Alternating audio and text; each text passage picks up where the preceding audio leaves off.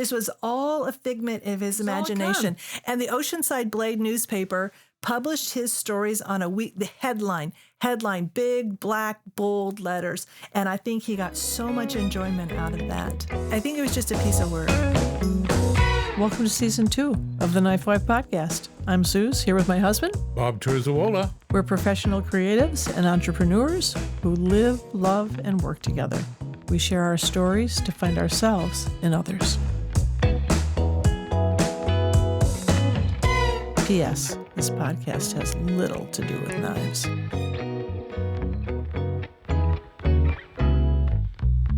Hey everybody, it's Suz, the Knife Wife. I'm back here with my partner in crime. That's Bob, that's me. Fun Bobby, as we call him. Hi, everybody. And today we have someone with us who's really interesting, and really I'm going to let Bob take the lead once I tell you a few things. First of all, Happy New Year. This is our second podcast recorded after the first of the year. We've had a very busy end of the year and beginning of the year, and things are all great. I just booked my special at the Film Hub for the 4th of December.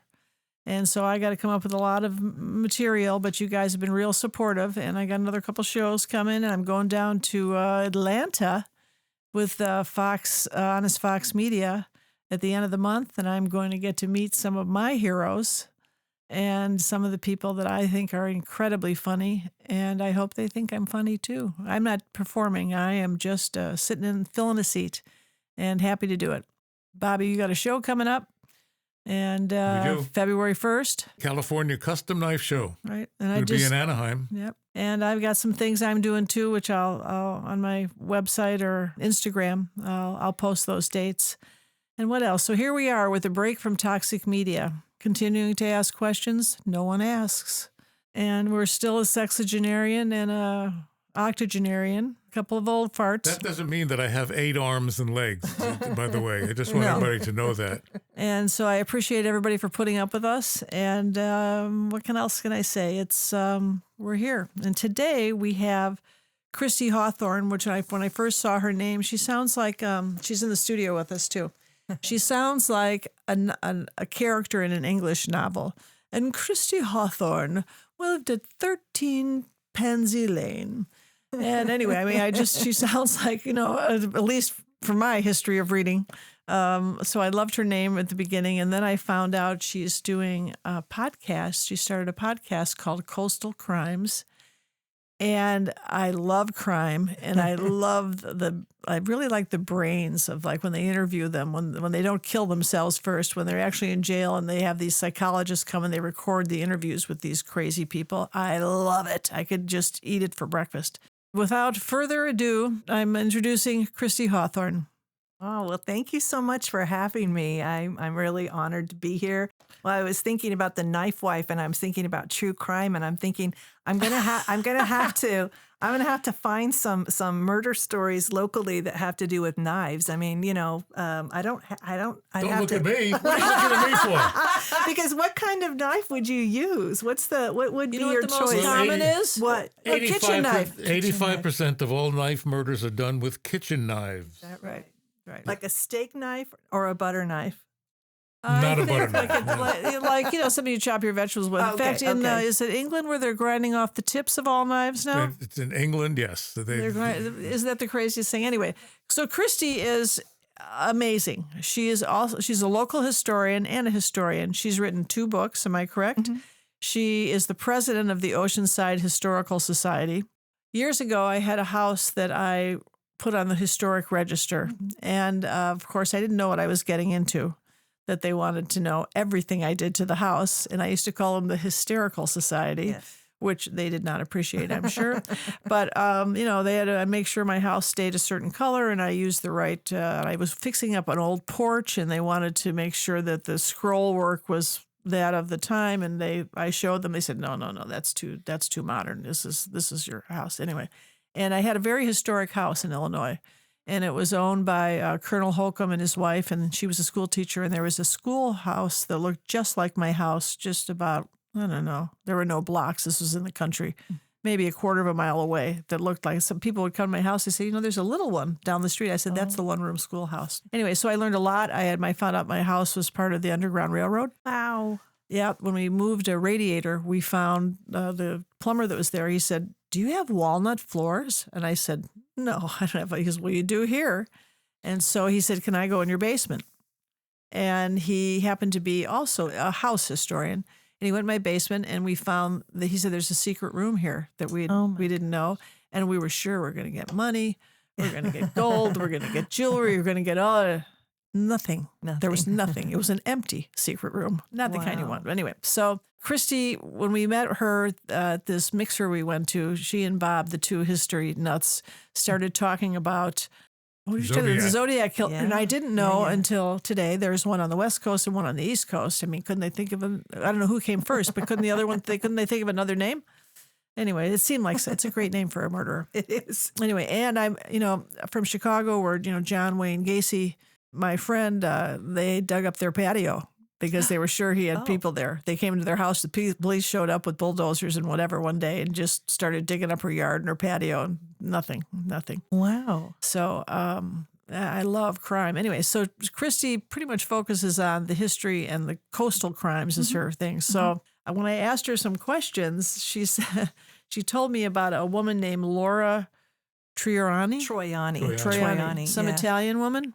It's Italian. There you go. She married an Italian man. Yeah, she married Carlo. Right. Oh, that was her married name. That was her married name. Her maiden name was Cox, actually. Yeah. Cox. Yeah. Kristi, tell us how you got into history or how you got into the local history. I mean, what that you didn't just like wake up when you were 5 and say, "This is what I want to be when I grow up." I did not, and I wish I would have actually. So much history, right? But I actually kind of just, fell into it. I was a Marine wife who came out here in 1983. My husband was stationed at Camp Pendleton. I was just about 21 years old. And when I read the Laura Troiani story, who was a Marine wife, and she ended up having her husband murdered, I was kind of taken aback by that. But that's not even where that started. My love of history, I suppose. I've always liked history as a child. I never thought about doing anything historical or writing or, anything but reading about history.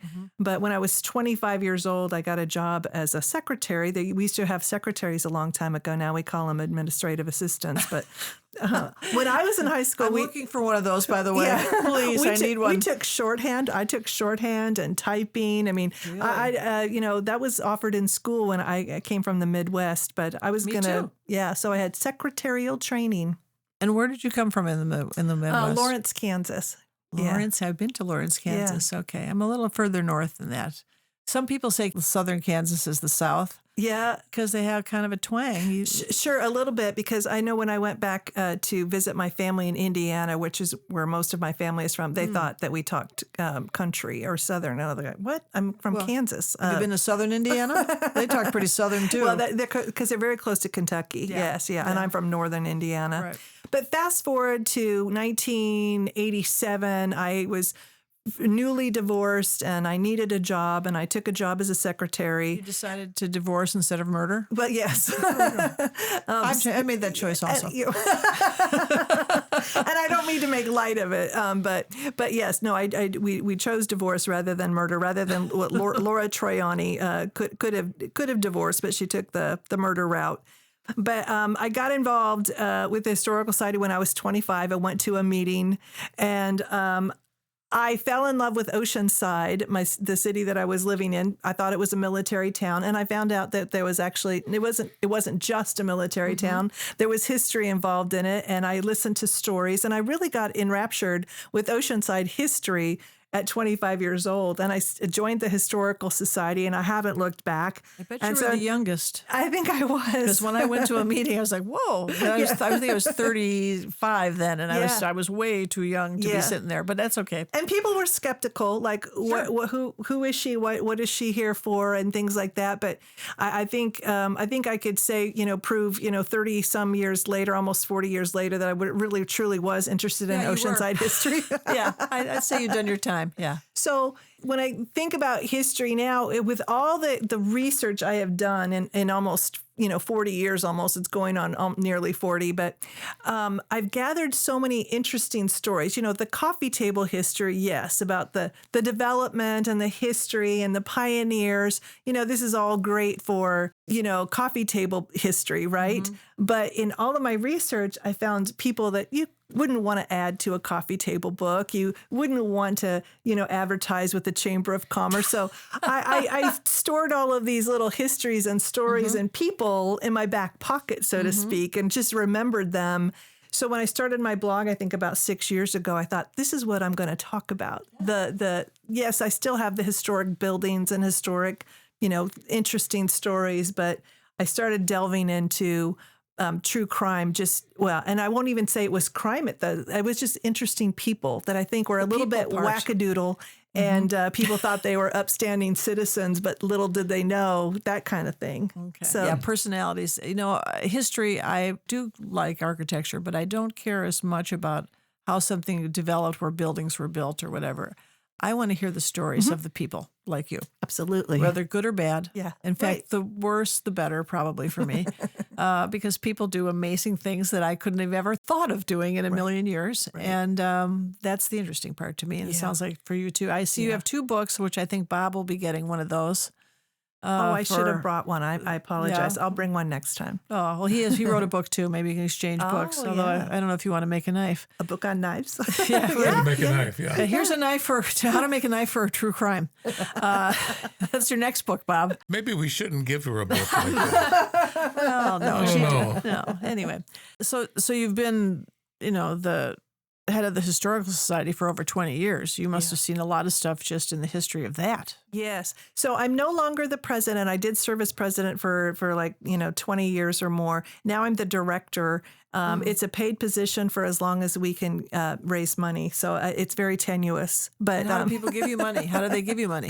Well, they can join the Historical Society, or they can donate at oceansidehistoricalsociety.org. Okay. We do have a location at 305 North Nevada Street. It's a little used to be the police station, ironically. So what used to be right, I'm in the right place, right? Very apropos. The jail was upstairs. It's no longer the jail, of course, but and I do have once in a while I do make some contact with retired or former police officers for their perspective on some of the stories that I'm writing or researching. Fun, yeah. So sometimes they're helpful, and sometimes I think they don't want to share. They're a very still tight knit group because they'll share their stories amongst themselves, but not so much with civilians, of which I am. But sometimes they've been very, very helpful and have patronized me and given me a clue or two, I will say. And clue, I mean, into the story, the depth of the story, not the solving of a crime, of course. Yeah.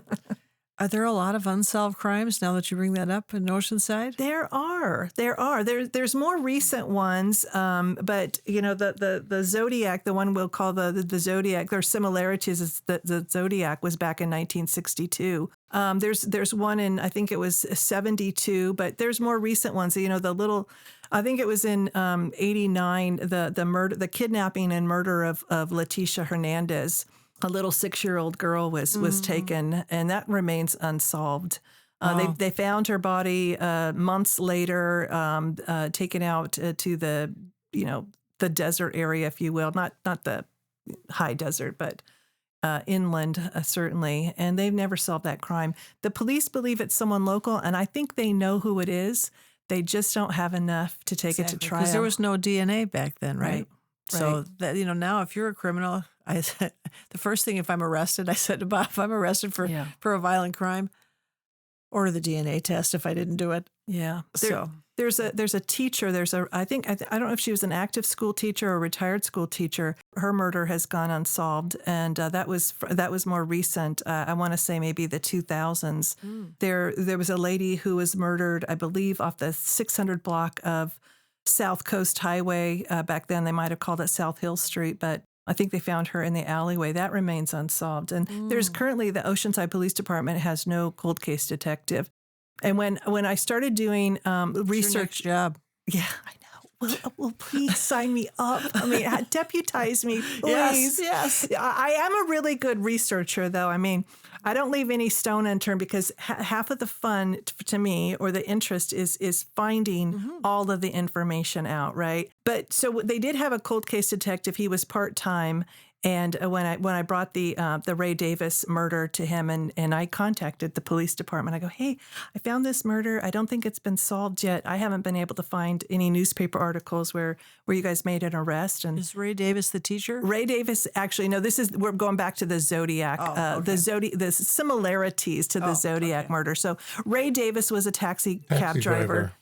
Here in Oceanside. He was actually from Michigan. He came, his mother was in Michigan, was a dispatcher for a taxi cab. His stepfather drove a taxi cab. He came out here with his brother Jack in early 1962, maybe in January, and 4 months later, he was dead.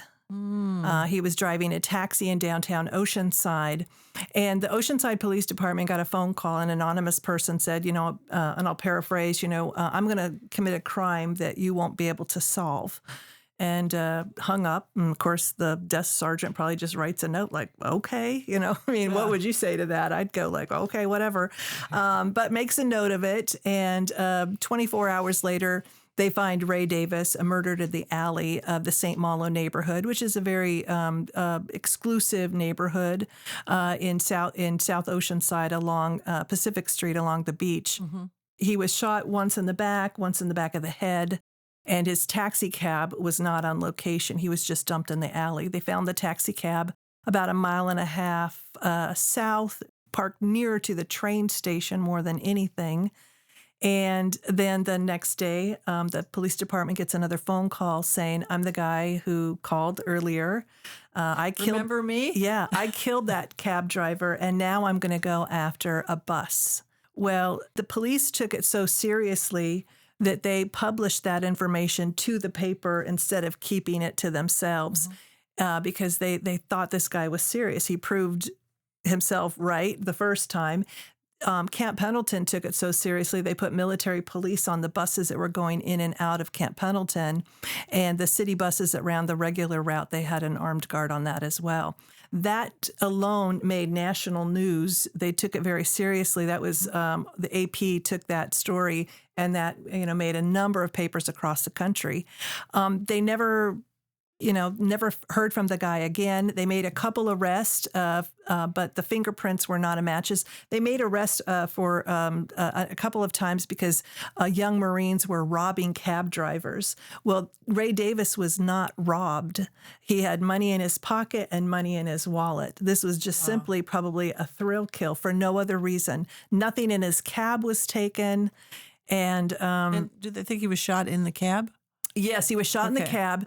The shooter probably obviously sat behind him. When he gets out of the cab, he takes Ray Davis by his belt loop and pulls his body out and leaves him, and then drives off. So the guy would have gotten in a bloody cab. Yeah. From a head wound and a shot through the back, and sat in his cab driver's seat and drove off, and then abandoned the cab. Well, once you shoot someone in the back of the head, what's driving in a bloody cab? It just seems, I know. No, it's not even a step up. So when I read those details, when I was researching, because I'm just doing research on, through the newspapers, and I'm like, that's weird, because not that I'm the biggest crime buff ever, because I know there's bigger people than me. I've read enough about the California Zodiac killer, that after the Zodiac killer in San Francisco killed Paul Stein, a taxi cab driver, that he contacted the media and said that he was going to go after. He sent a piece of the shirt of the cab driver and said, now I'm going to go after a school bus. And I thought, isn't that Yeah, similar? what a coincidence. 7 years later. And so I just kept that to myself. I got really, really excited about this. And my heart was pumping like, this is crazy. Kristi, you're crazy, because I'm not a conspiracy theorist. I just am not. I want facts. You have to convince me of things. So I just did my own research and I sat on it and I tried to find everything I could about Ray Davis and maybe he had, an ex-wife or I don't know, you know what I'm saying? I was just trying to think of everything until about a year later, I got all my research and then I contacted the police department to find out if it had ever been solved. And they told me it was still cold. And I thought, oh my gosh. So I did meet with the police and, they just listened to my story and said that they were going to look into it and that they were going to run the fingerprints through APHIS, right? He never did. So it wasn't until another cold case detective joined and she ran the fingerprints through APHIS. But she did call me back and said that there was a match, but it wasn't definitive because there was so many fingerprints on that taxi cab. Sure. Yeah. So. Sure. And what about contacting the San Francisco police? Did you contact them I did at all? not contact the San Francisco police. What I did do, I contacted a Zodiac killer expert. His name is Tom Voigt, and I sent him my research and talked with him. And he eventually concluded, in fact, Ray Davis is listed on his website as a possible victim of the Zodiac. And then I went after I contacted him, and he thought that my research was legitimate, that I wasn't just, again, a wackadoodle. There's a lot, and I could be a wackadoodle, but I'm not. Well, I mean, my husband thinks I am. He does. Well, welcome to my world. Right? Right? Are you the straight man? Are you He's the straight man? Yeah. No? You're not the straight man? Yes, you are. Oh, my husband's very patient. Right. My husband's very patient. My husband is Ed McMahon. Yes. That's who he is. Living with Susan, you learn to be patient. Yeah. Yeah, because there goes a butterfly. True crime. I have a question for you. Yes. Have you ever been involved in the solution of a crime? No, but I watch a lot of Dateline and I think I could figure it out. No, I wish. Dateline. Have Oh you my God. ever been involved with the solution of a crime? No. So, I have.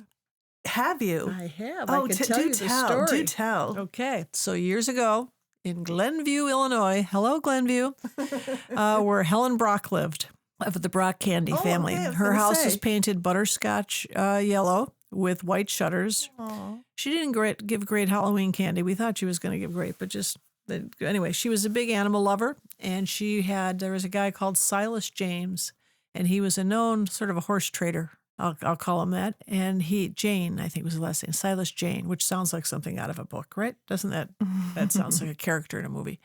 And she gave him a lot of money for horses and to take care of these race horses that were being put down because they couldn't run, but they weren't sick. They were no longer marketable. I happened to be at the bank one day, and he was in the bank with her, and I knew what she looked like. We called her the Candy Lady. In fact, years ago, they produced a play about her.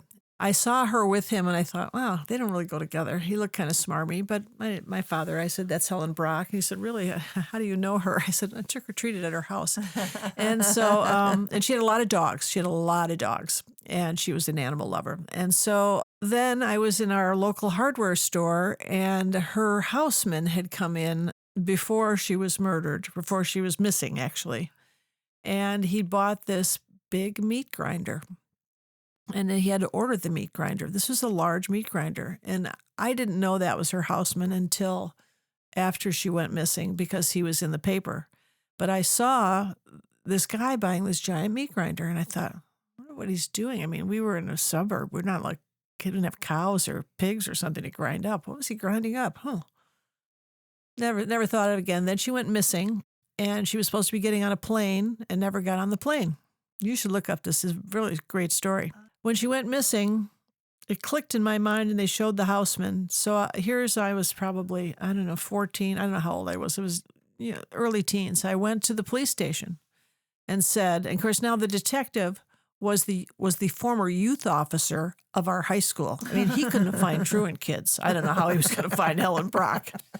But there was no evidence at all, and of a murder or in her body parts, and she didn't show up at the airport. She never got on the plane. So I went to the police station, and I said, I just want to tell you that I saw that houseman buy a big meat grinder at the hardware store.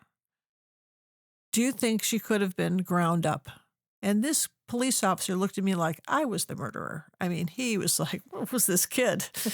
But, I have a thing about what's right is right, and I always Yes. stood up in school for the kids that were being picked on and whatever. I still Yes. do it. I put homeless people, guys having a heart attack in front of Vaughn's, and I come and give them my coat and bring them a bottle of water, and people say, "Don't touch him, don't get near him," and I start yelling, "What are you, inhumane? I mean, come on."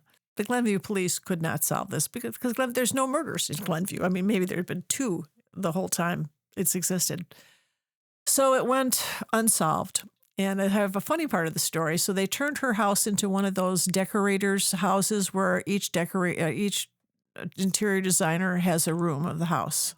And they do it, and then they raise money, and they sell tickets. So I went with my friend, and I said to her, I'm sure Helen was ground up in that meat grinder. I am positive of that.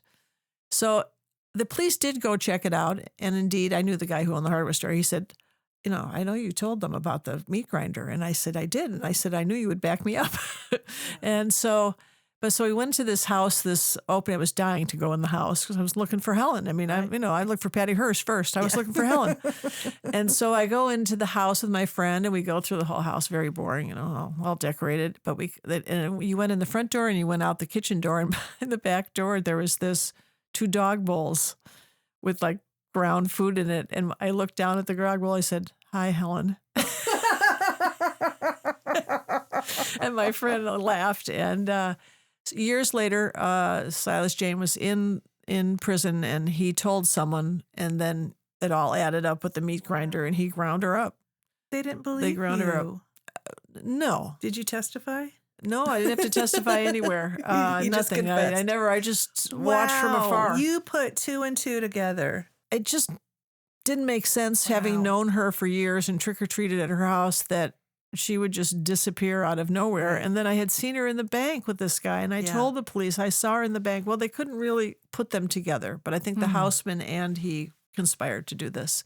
So years later, everyone who knew I was looking for Helen for many years, everyone called me when they solved the mystery. But the meat grinder. Oh, that's fascinating. Yeah. So you should look that up. I promise you, as soon as I get a chance, I'm going to be Googling that. So one of the things you told me is you really like to sort of exposing myths or fallacies about people and events. Yeah. Can you give me an example?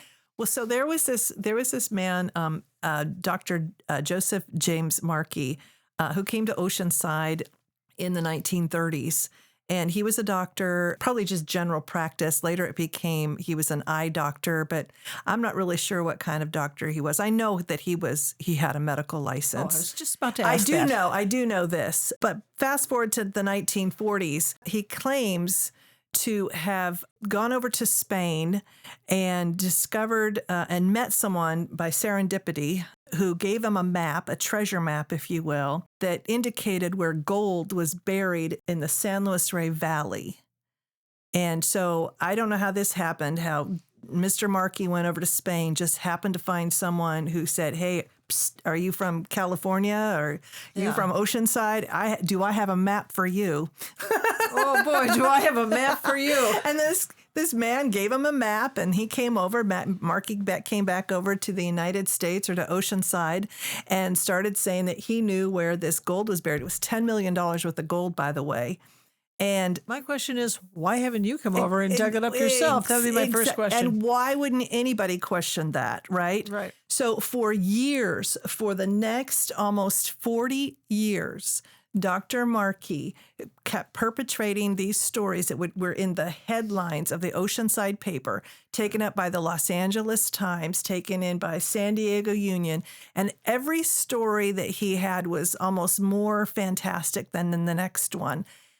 He claimed to have found a skull in the San Luis Rey Valley that he called the San Luis Rey Man that was 10 million years old. Then he went up to Laguna Niguel and helped discover the Laguna Niguel Man that was older than the San Luis Rey Man. Then probably by 1957, he switched gears and said that the gold was not buried, that it actually was on a ship that had sunk off the coast of La Jolla Del Mar, and that's where the gold was, and that all he needed was somebody to help him find this sunken treasure. No one questioned him why he, for years, had claimed that it was buried in the hills. I could go on with all of the claims that he made.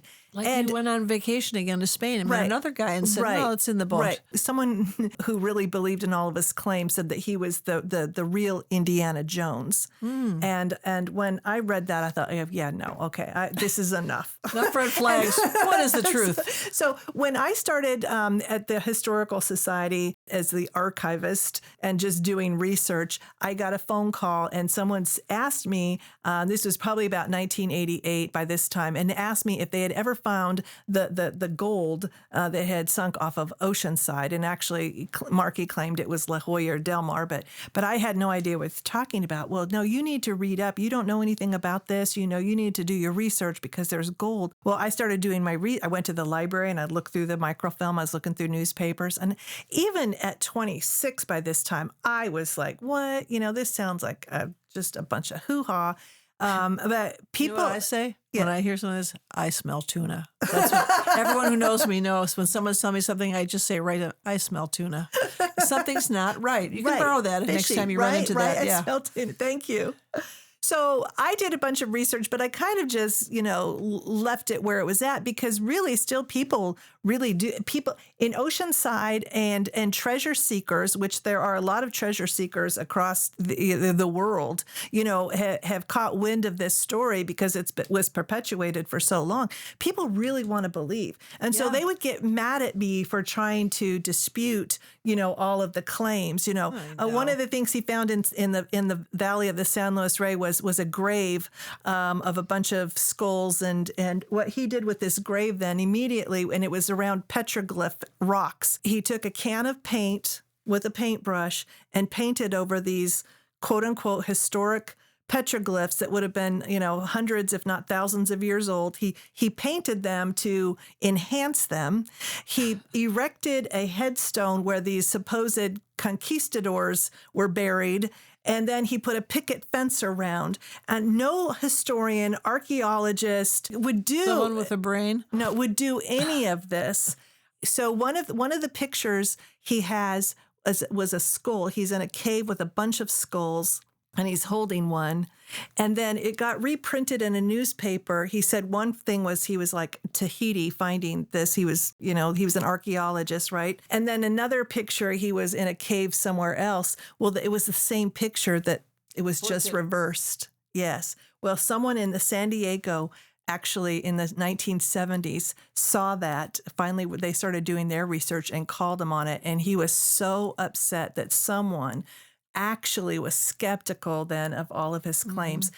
He was such an odd character and such really a jerk, really. He didn't believe that women were smart enough to vote, that women, we were the slowest to evolve when we had all of the free time to evolve because women don't have to work. So we should have done nothing but pursue our intellect for all of these years. However, we just seem to be fine just, basically. And I think I know the answer to the question I'm about to ask you. Was he married? He was married.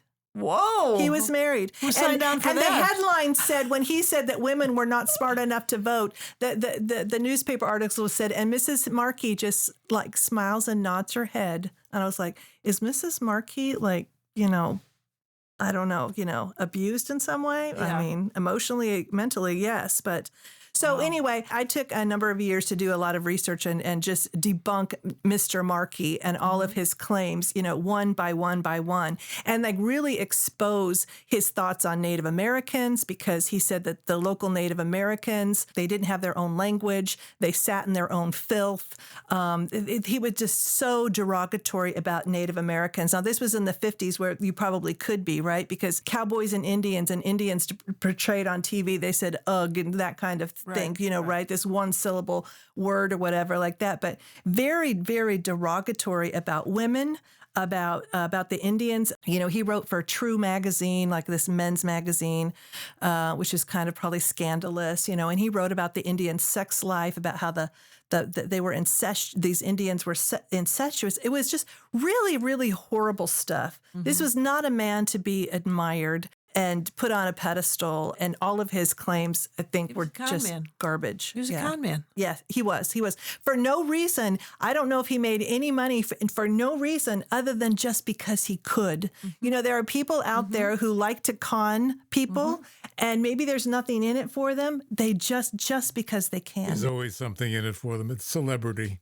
Well, It's yes, he was a knowledge. local celebrity. He really, really was. Right. And he was featured in Who's Who, but, you know, Who's Who is a vanity publication. But he thought that was a really big deal. And I thought, are you kidding me? So when did he die? He died in the 1980s. Even in his later years, he still claimed that all of these things were true. You know, they've never found a ship. There was a ship actually existed. There was a ship that had come up maybe as far as San Diego, maybe could have come as far as Oceanside, but real historians have tracked the ship that went back to Spain. The person who he claimed to have found the graves, Francisco de Ulloa, he actually made it back to Spain as well because there's a lawsuit against him. So there's real historians that have done real research. And I'm not a scholar by any stretch of the imagination, but scholarly researchers have found, you know, the truth about the ship, about the men, and all of his claims. When was that ship supposed to have sunk? Actually, like in the 1500, like 1540 or something like that. Okay. Markey wanted to say that Francisco de Ulloa had discovered California or discovered Oceanside, if you will, before Oceanside even existed, before Cabrillo discovered, you know, what would become San Diego. And Markey insisted that that was true, that Oceanside was discovered before Cabrillo. And I think that was why? Just because he wanted to say that, just he wanted to be contentious. That whole thing about a ship with gold on the West Coast doesn't make any sense at all. No. Because all of the gold that was in Spanish ships in the 1500s went from the Caribbean. Yeah. They weren't on the West Coast at all. And even the fact that let's say if we were to buy the story of the gold ship and it was buried, his first story that it was buried, why would you unpack a ship and take 4 miles inland, $10 million worth of gold and bury it? For what reason? You know, for Where what? would the gold have come from? Aztec pillaging. I don't know. You know that he had this very convoluted story. No one ever saw the map. He had diaries from the ship's crew. He never showed these diaries because they didn't exist. This was all a figment of his imagination. And the Oceanside Blade newspaper published his stories on a week. The headline, big, black, bold letters. And I think he got so much enjoyment out of that. I think it was just a piece of work. Well, they should have known that all the gold from the Incas, from the Aztecs, all went north. Yeah. It didn't go to the ocean. It went through Antigua, Guatemala, and to Mexico City. But that's where it was made. Markey had his own story about that and about his own. Again, he had maps and he had his own story that people just believed because he said so. When we moved to California, we've only been here 8 years. I had never met a con man before. And within the first 2 months, we met 2 con men. They were deep in their stories, man. But, you know, I smell tuna. And at one point I went, I'm going to look this guy up. Yeah. I'm going to look his face up. And he had been arrested for conning people.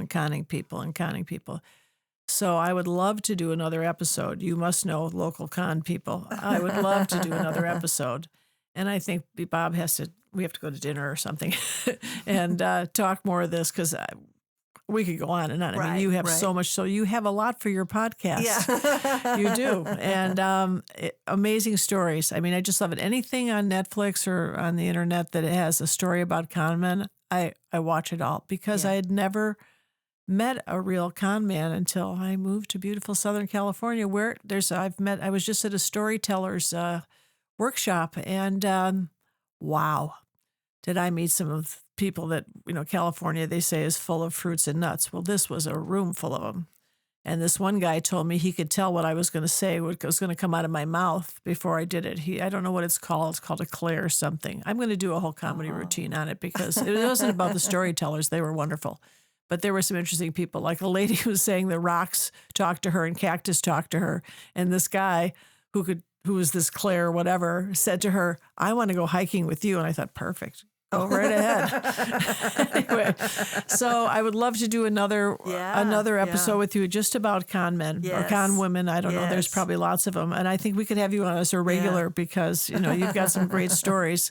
And Bob, knows all the facts. Yeah. Wikipedia over here knows all the facts. I don't have to do research anymore. I could just call Bob about the history. Hey, Marky says this. What do you think? No, that's bull. Let me tell you. Yeah, no, you're the encyclopedia here. Yes, I said I married Wikipedia. Well, it just makes sense. I mean, why would a ship go all the way up to California when they stopped and transported the stuff through Mexico City? Yeah. Well, we're almost out of time, and it has been a wonderful interview, and I can't say enough. Very enlightening. Okay, so your podcast, has it aired yet?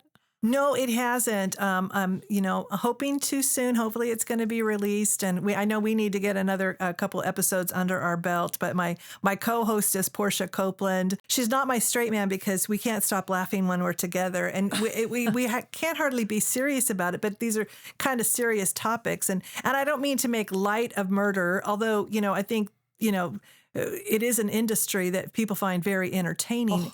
True crime as do I. I mean, because it is fascinating. It is a subject that is fascinating. What makes people do the things that they do? Right. What makes them think that they're going to get away with it? But although some of them do.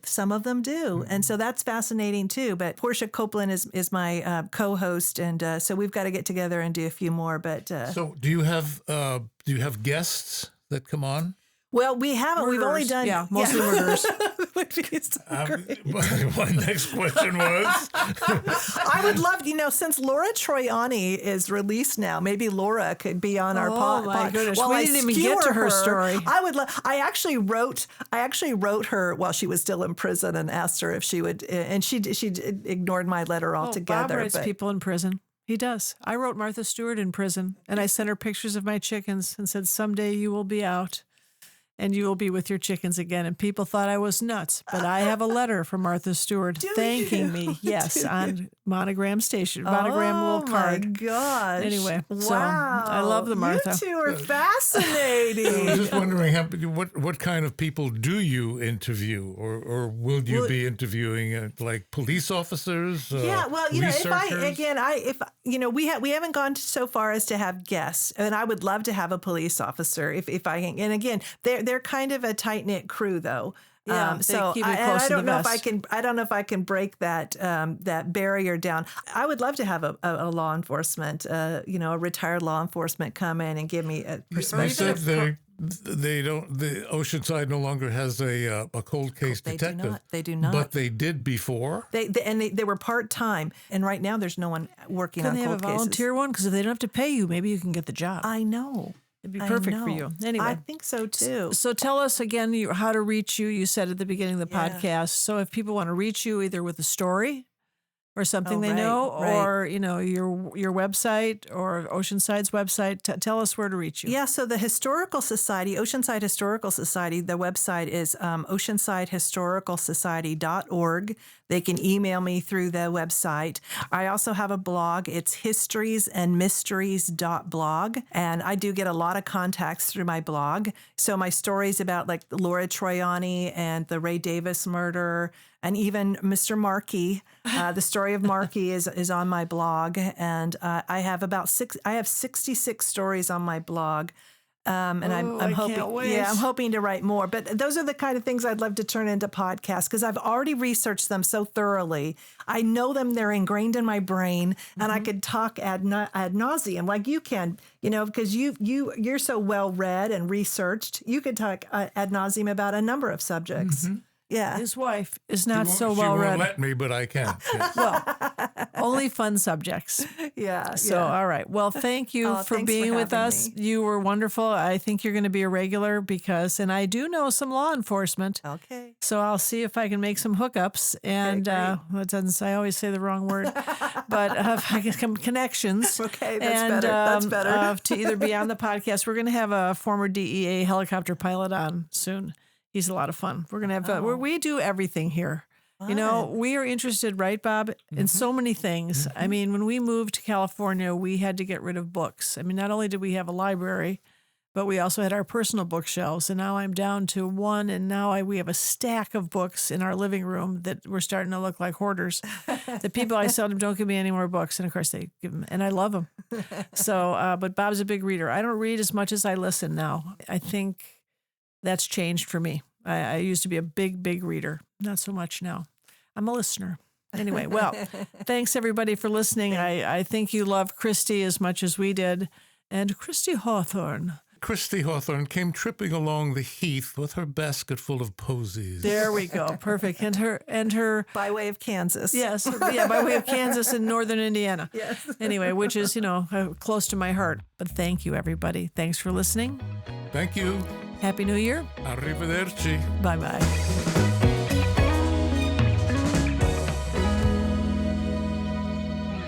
Thanks for listening.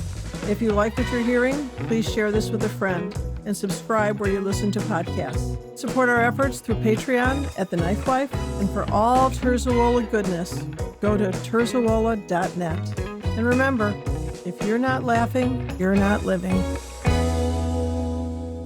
Comments and questions can be made on Instagram at The KnifeWife Podcast or our Facebook group, The KnifeWife Podcast. And if you're a couple who work together and would like to be on our podcast, tell us about yourself with an email at eccentricsuz.com or terzuola.net.